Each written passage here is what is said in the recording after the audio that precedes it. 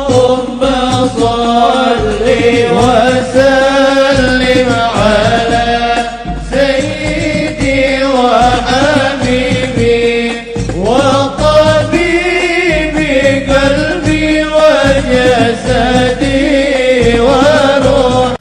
Assalamualaikum warahmatullahi wabarakatuh.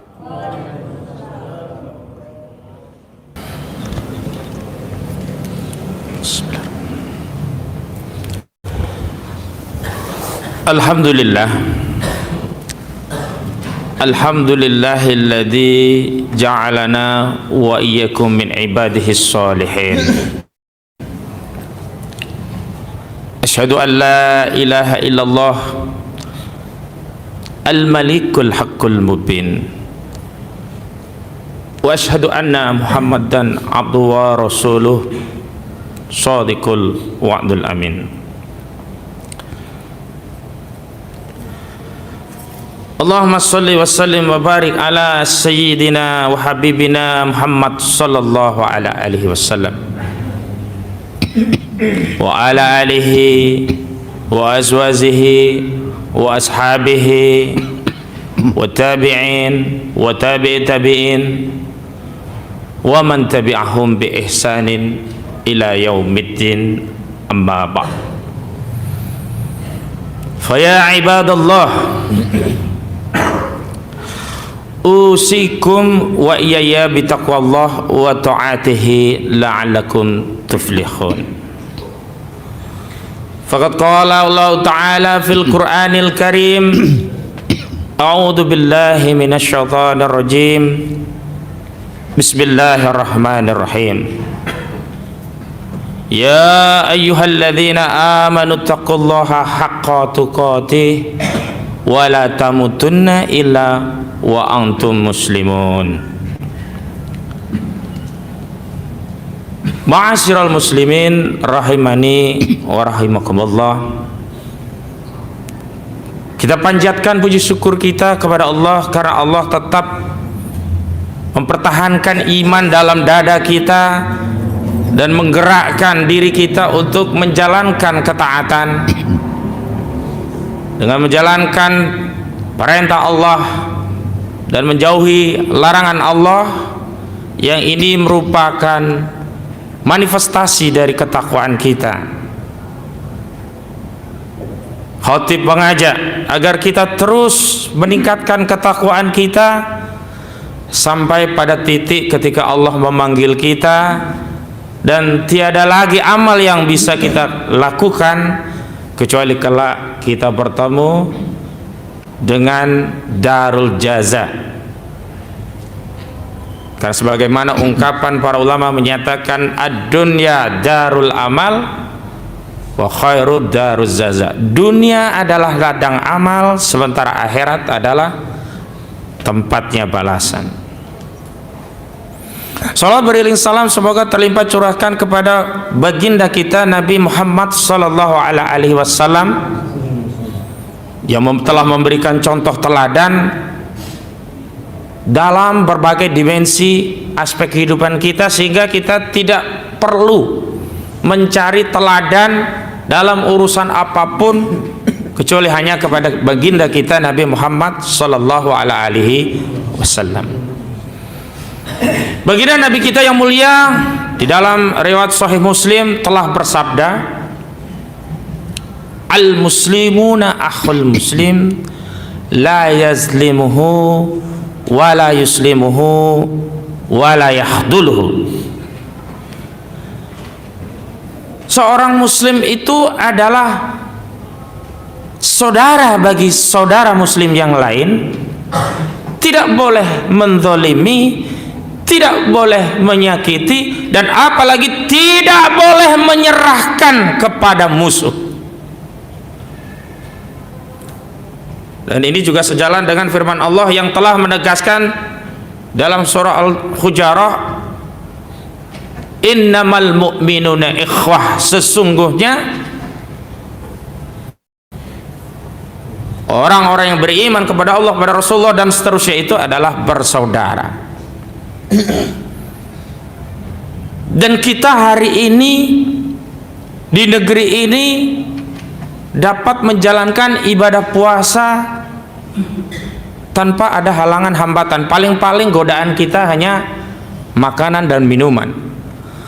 Sementara saudara-saudara kita kaum muslimin di belahan bumi yang lain, misalnya kita tengok saudara kita di Palestina, boleh dicek lagi catatan sejarah, nyaris hampir setiap Ramadan Zionis laknatullah selalu membombardir saudara-saudara kita di Palestina. Jadi ketika kita sedang khusyuk berpuasa, beribadah, tilawah Quran, saudara-saudara kita juga di sana demikian, tetapi justru ibadah kita itu dijadikan kesempatan oleh Zionis laknatullah untuk mendolimi saudara kita, menyerang, membombardir. Namun hari ini ternyata orang-orang kafir Zionis laknatullah bersama Amerika dan antek-anteknya tidak cukup puas menggunakan ritual Ramadan hanya untuk membantai saudara-saudara kita di Palestina. Ada beberapa hari yang lalu di momentum Ramadan, di 28 Februari 2026 yang lalu, gabungan koalisi iblis Zionis dengan Amerika telah melakukan kezaliman yang juga tidak kalah luar biasa dengan saudara kita di Palestina, yakni membombardir saudara kita di Iran. Bahkan anak-anak SD pun menjadi korban kezaliman Amerika laknatullah, yang selalu menyatakan dirinya sebagai polisi dunia, penjaga perdamaian, mendirikan board of peace yang akan menjaga perdamaian. Tapi baru beberapa hari Amerika mendirikan apa yang dia sebut sebagai board of peace, dewan perdamaian. Justru dia yang menyebabkan ketegangan di Timur Tengah dengan membombardir Iran. Dan dalam kesempatan itu Asy-Syaikh Ali Khumaini rahimahullah syahid beserta sejumlah keluarganya dan sejumlah saudara-saudara kita lainnya yang ada di Iran. Meskipun pemimpin tertinggi Iran telah syahid, apakah Donald Trump menghentikan invasi biadabnya kepada Iran dan juga rencananya tidak akan terhenti kepada Iran? Ternyata tidak. Dalih adanya kepemimpinan yang otoriter, yang zalim kepada rakyatnya, yang dalihnya akan membebaskan rakyat Iran dari otoritarianisme dari Ali Khumaini. Setelah Ali Khumaini syahid, ternyata tidak berhenti. Dalihnya diperluas dan target perang tidak ditetapkan dalam waktu yang terbatas, tapi dalam waktu yang tidak dapat ditentukan, yakni dengan dalih memastikan Republik Islam Iran tidak melakukan pengayaan uranium dalam rangka pengembangan senjata nuklir. Padahal dalam sejarahnya satu-satunya negara yang terbukti telah menggunakan senjata nuklir untuk melakukan pemusnahan massal di kota Hiroshima dan Nagasaki pada tanggal 6 dan 9 Agustus 1945 adalah Amerika. Hari ini dia lantang menyatakan sebagai polisi dunia, ingin menjaga perdamaian dunia, tidak boleh ada senjata canggih yang dikuasai oleh negara lainnya kecuali hanya Amerika. Dan pasca perang dunia kedua, dunia tidak adil terutama kepada kita umat Islam. Hanya negara yang memenangkan perang yang boleh punya senjata paling canggih, yang dengan senjata paling canggih itu dia bisa mengintervensi dan mengintimidasi orang-orang selainnya, umat Islam termasuknya.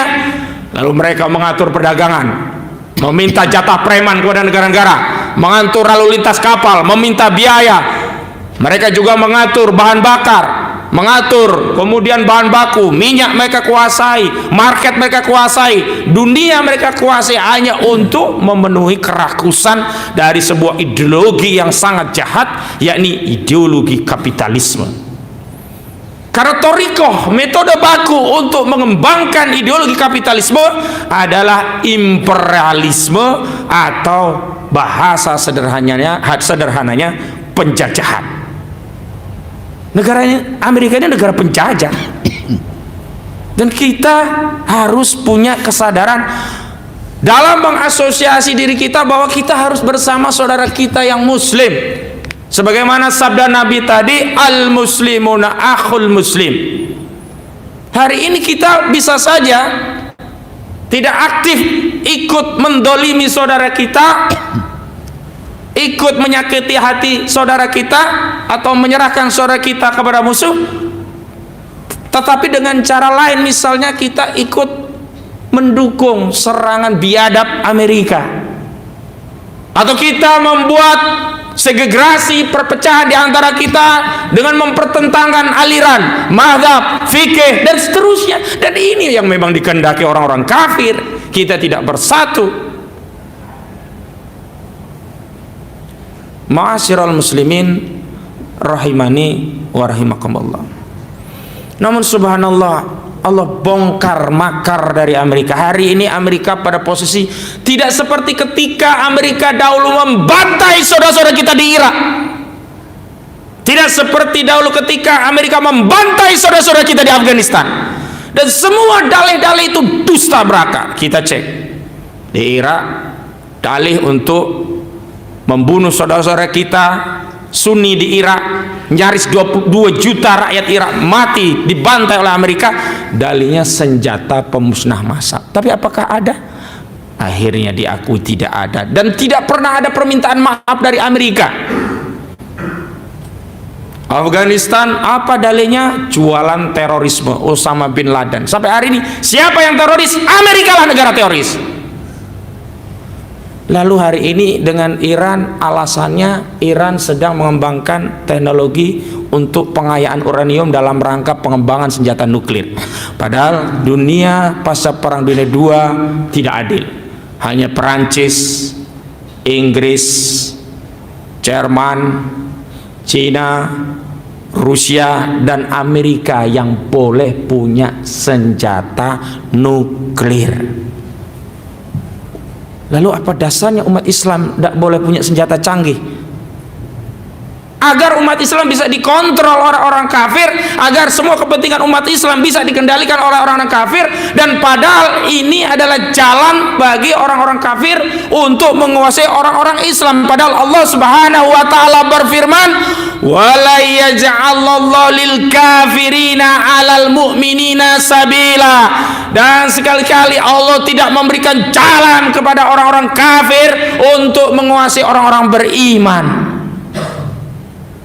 Maka sebenarnya pangkalan-pangkalan militer yang ada di Timur Tengah menurut syariat Islam itu secara fikih haram, karena itu bisa menjadi jalan bagi Amerika untuk menguasai kaum muslimin di Timur Tengah.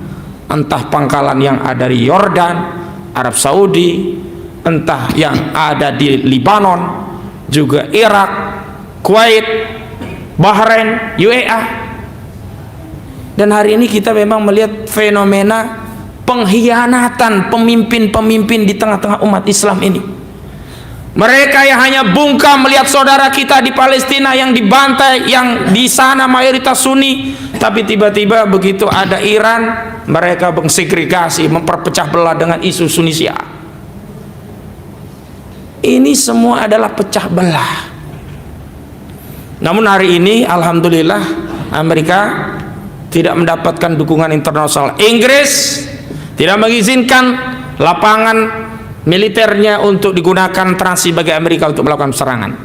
Spanyol juga demikian, walaupun diancam dengan tarif dagang oleh Trump, bahkan pemutusan hubungan dagang. Negara-negara Arab pun mulai bangkit bersatu.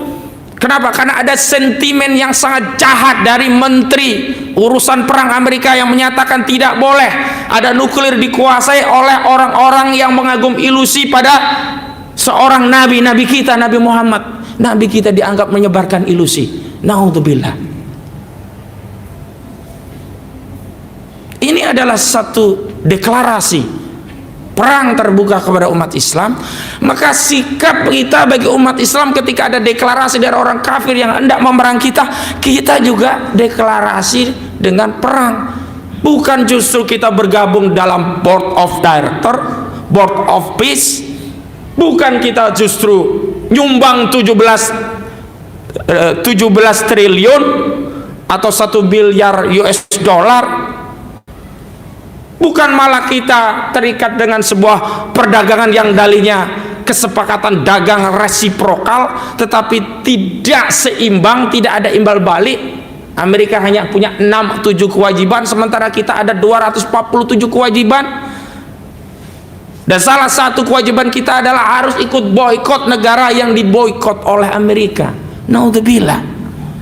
Bahkan hina sekali kita, karena apa? Terpaksa diminta mengirimkan pasukan tentara kita yang gagah TNI hanya untuk memenuhi misi Trump di jalur Gaza, bukan untuk membebaskan saudara-saudara kita di Palestina. Naudzubillah. Karena itu khotib mengajak melalui khutbah ini untuk menyeru kepada kita semua untuk bersatu dan melihat situasi fenomena politik global maupun nasional dengan perspektif Islam agar kita selamat dunia di akhirat. Karena Nabi kita mengajarkan kita dengan syariat Islam, bukan dengan syariat yang lainnya. Karena Nabi kita mengajar kita menilai masalah, menimbang masalah hanya dengan syariah, bukan dengan yang lainnya. Insya Allah, manakala kita terikat dengan syariah, menimbang masalah dengan syariah, dan mengambil sikap dan tindakan sesuai dengan syariah, kita akan selamat baik di dunia maupun di akhirat. Barakallahu walakum fil Qur'anil Karim wa innakum ba'ya minal ayati wa dzikril hakim wa taqabbala minni wa minkum tilawatahu innahu huwal ghafurur rahim. Alladzi arsala rasulahu bil huda wa dinil haq liyudhhirahu 'ala ad-dini kullih wa kafa billahi syahida. Asyhadu an la ilaha illallah wa la syarika lah wa asyhadu anna Muhammadan abduhu wa rasuluhu la nabiyya ba'da wa rasulah. Qala Allah ta'ala fil Qur'anil Karim, a'udzu billahi minasy syaithanir rajim. Bismillahirrahmanirrahim. Ya ayyuhalladzina amanu taqullaha haqqa tuqatih wa la tamutunna illa wa antum muslimun. Wa qala Nabi Muhammad sallallahu alaihi wasallam, ittaqullaha haitsu ma kunta. Allahumma sholli wa sallim ala sayyidina Muhammad wa ala ali sayyidina Muhammad kama shallaita ala Ibrahim wa ala ali Ibrahim wa barik ala sayyidina Muhammad wa ala ali Muhammad kama shallaita ala Ibrahim fil alamina innaka Hamidum Majid.